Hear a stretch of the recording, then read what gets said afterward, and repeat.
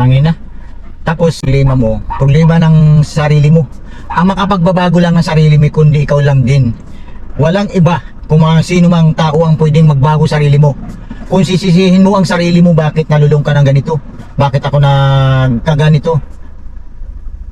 Ay sa dami mo ng bisyo, sa dami ng bisyo na pinasok mo, talagang hindi mo nakakayanin ito. Kaya payo ko lang dun sa mga taong gusto magbago, ito ang video ito, panoorin nyo. Walang ibang makakatulong kundi ang sarili mo. Ha? Galit ako dun sa mga taong may yung bisyo, imbis na sarili at pamilya. Kung susunod ka sa agos ng panahon natin ngayon, marami na tayong mga na tayo ngayon sa social media, video, high-tech na lahat pwedeng gawin. Atin ngayon mga kabataan, sigilan na natin yung mga ganitong klaseng bisyo dahil ito hindi makakatulong sa sarili mo. Ito ang magkukos ng paghihirap mo at saka apektado yung pamilya mo at saka yung sarili mo. Talagang hindi mo na, pag hindi mo kinaya itong mga ganitong klaseng bisyo, tigilan nyo na. Dun sa mga taong sisisihin nila, bakit ako nagkakaganito, bakit ako naghihirap dahil sa mga bisyo po. Tingnan mga bisyo na yan. Dun sa mga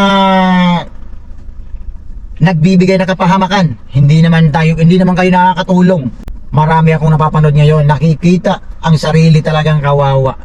Kaya kung mapapanood nyo itong video ito, sana baguhin nyo na mga sarili nyo. Bakit hindi nyo ayusin ang sarili nyo? Inuna nyo pa ang kabisyuhan na yan. Galit ako dun sa mga taong mas inuna pa ang bisyo kaysa kapakanan ng nakakaramit, nakakaganda sa atin. Yung mga nakakasama, pwede ba tigilan nyo na yan? Message sa kabataan. Pwede ba sundan nyo yung mga magagandang ehemplo, o kaya wag nyong sundan yung mga masasamang ganitong gawain. Masakit isipin na nangyayari ngayon. Dahil mayroon tayo mga anak na maliliit pa. Tapos ito ngayon ang madadatnan nila. Dumating sa punto na ang mga anak natin ay malululong sa mga ganitong gawain na hindi maganda. Sa mga nakikita nila ngayon na tulad nito, ultimo magulang, wala ka nang masustento sa pamilya mo, inuna mo pa magbisyo. Kaya itong klaseng mga magulang, dapat gabayan nyo yung mga anak nyo na huwag matulad sa iyo kung ano mang ginagawa mo. Di bali na kung magandang ginagawa mo, okay lang. Pero sa nakikita ko ngayon, Diyos ko naman, ang magulang pa yata. Wala namang susugal kayo, inom.